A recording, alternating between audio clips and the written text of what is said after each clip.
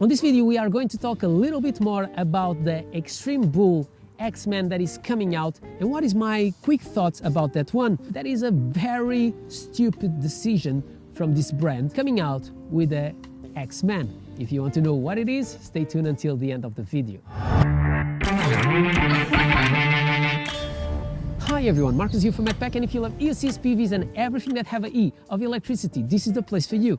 And today we are going to talk about the Extreme Bull Xmen that I have to say to you guys, when I saw it coming out, I was super excited to test it out because I thought that that wheel could be a complete replacement of an MSP or an RS if you own one. There is a big problem on that wheel that I can see that these brands, they are not everyday riders, and you will understand in a second. When I saw the photos, I really like the wheel. The wheel looks sick, and I have to say that since the ninebot Z10, I never felt so excited about, even if we know that that wheel is bigod and all the fires and stuff, I thought that that wheel have a lot of things that I simply love it. One of them is the look, the cage like you have on the Sherman. It's a much more compact wheel, and I was really excited to test it out because I really like it, not how nimble, but how easy it is to do something on the Extreme Bull Commander. And I thought if they have a smaller solution like the Extreme Bull Xmen, it's going to be a very enjoyable wheel. And if you look to this wheel, the mud guard, how it is put together, you have massive space on the back. So that means if you go off-road, even if you have mud going inside, it's so much easier to take everything out. Something that didn't happen with my bigod or Gotway EXN high torque that I review in Portugal. But it's very easy that the mud gets stuck there and it's really hard to take it out. So I really like how everything is put together, and with that massive mud guard, completely straight, in a certain way very fragile, but I believe that is very flexible. It makes it better to just clean it out if you go off-road, so definitely a plus. And I think that is the main feature of that wheel. I think it's a very interesting wheel to go off-road, but in the same time, and I've said that multiple times and few of you guys was disagreeing with me, but if you are like me that you use the wheel every single day to commute, there is one thing that is essential on the wheel, at least for me, and is the handle. And yes, that wheel comes without a handle, and it makes no sense. Even if you go off-road, and I've done it that before with my S18, for example, you go, you do some jumps, you are with your friends, but after that you go maybe to a pub or to a coffee and you buy some coffee and you want to sit, drink a coffee, and when you are going inside that store, you need a handle. Or maybe it's lunchtime, you go to the supermarket to buy something, you don't have a handle on that wheel.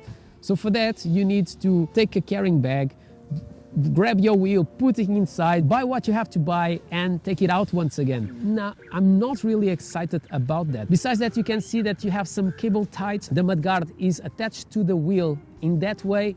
Doesn't make any sense for me. And also that backlight that is like those ones that you can buy on AliExpress and is attached there. Also, I don't get it. And my question is, does it charge by itself connected to the wheel? I don't know also.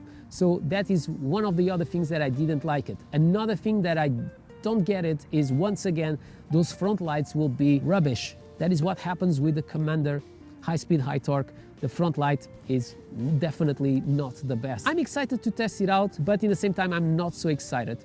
Another thing that I just want to point it out is the color. So you have in yellow and red. So the red is the high speed, yellow is the high torque. I prefer high speed because I prefer to have more room to accelerate, but I prefer the look of the yellow one, so the high torque. So if I want the high speed, I have to stay with the red option. So obviously I understand they want to distinguish which one is the high speed and the high torque, and obviously which tire is in one and which tire is in the other. I think you're going to have a high speed, very nimble, that tire looks promising, and the high torque is going to have an off-road tire. But I would like to see the high speed with the cage in yellow.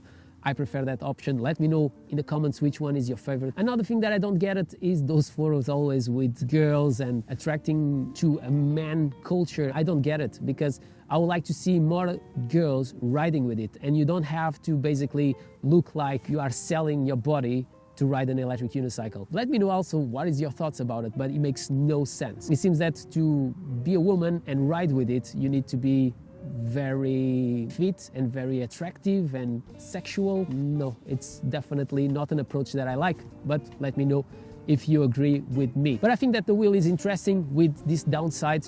Obviously, if it will arrive in the UK, I'll be able to test it out and give my thoughts about it. Let me know what is your thoughts about this one and if you agree or not with me.